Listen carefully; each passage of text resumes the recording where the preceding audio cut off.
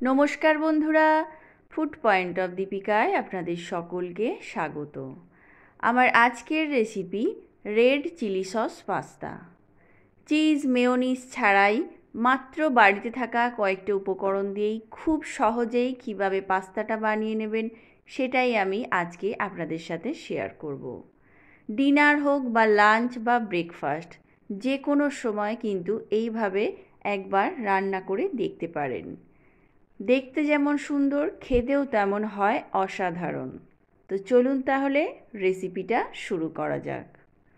Pasta বানানোর জন্য এখানে আমি নিয়ে নিচ্ছি 200 গ্রাম পরিমাণ পাস্তা। এখানে পাস্তাটা আমি এরকম একটু লম্বা পাইপ মতো ব্যবহার করেছি, আপনাদের কাছে যেমন থাকবে সেটাই নিতে পারেন। এইবার গ্যাসের ওপর একটা কড়াই বসিয়ে দিয়ে দিচ্ছি 700 থেকে 800 ml পরিমাণ জল। এইবার জলটা ফুটতে আরম্ভ করলে দিয়ে দিলাম স্বাদ অনুযায়ী লবণ আর ছোট চামচের হাফ চামচ পরিমাণ সাদা তেল। সাদা তেলের বদলে আপনারা কিন্তু এখানে অলিভ অয়েলও ব্যবহার করতে পারেন। এইবার পাস্তাটা দিয়ে দিলাম, দিয়ে ভালো করে নাড়াচাড়া করে মিশিয়ে নিয়ে এটাকে ঢেকে দেব 15 মিনিটের জন্য। এই সময় গ্যাসের ফ্লেমটাকে অবশ্যই মিডিয়াম টু হাইতে রাখবো।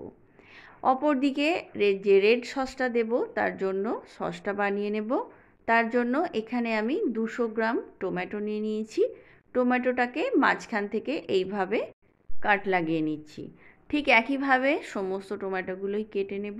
অপর দিকে গ্যাসের ওপর আমি একটা সসপ্যানে জল গরম করতে বসিয়ে দিয়েছি। জলটা হালকা গরম হয়ে গেলে একে একে টমেটোগুলো দিয়ে দিচ্ছি। টমেটোটাকে একটু সেদ্ধ করে নেব। দেখুন জলটা আমার ফুটতে আরম্ভ করেছে আর টমেটোটাও কিন্তু এইভাবে পাপড়িগুলো ছেড়ে এসেছে। এর থেকে বেশি আর জাল করার দরকার নেই। এবার গ্যাসের ফ্লেমটাকে বন্ধ করে আমি একটা ছাঁকনির সাহায্যে টমেটোটাকে তুলে ঠান্ডা করে নেব।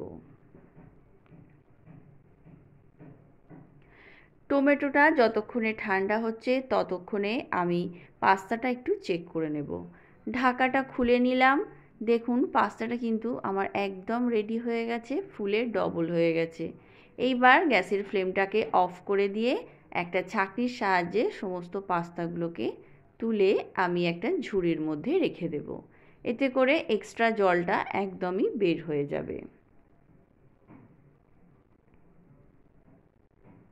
এইবার এদিকে টমেটোটাও কিন্তু ঠান্ডা হয়ে গেছে। এইবার খোসাটা একটু করে আমি ছাড়িয়ে নিচ্ছি।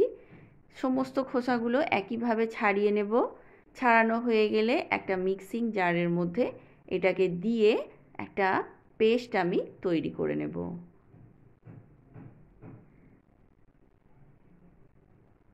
অপরদিকে আমি গ্যাসের ওপর কড়াই বসিয়ে 4 চামচ সাদা তেল দিয়ে এখানে আমি 10 থেকে 12টা রসুনের কোয়া একদম মিহি করে কুচিয়ে নিয়ে দিয়ে দিয়েছি আর দুটো মিডিয়াম সাইজের পেঁয়াজকে একদম ছোট টুকরো করে কুচিয়ে নিয়ে দিয়ে দিয়েছি। এই ভিডিওটা কেন যে দেখাতে পারলাম না খেয়াল পড়ছে না। হালকা করে পেঁয়াজ রসুনটাকে ভেজে নিয়েছি। এইবার ভাজাটা হয়ে গেলে যে সসটা আমি রেডি করে রেখেছিলাম সেই সসটা দিয়ে দিলাম আর মিক্সির জারটা ধুয়েও অল্প কিছুটা জল আমি এর মধ্যে অ্যাড করে দিলাম।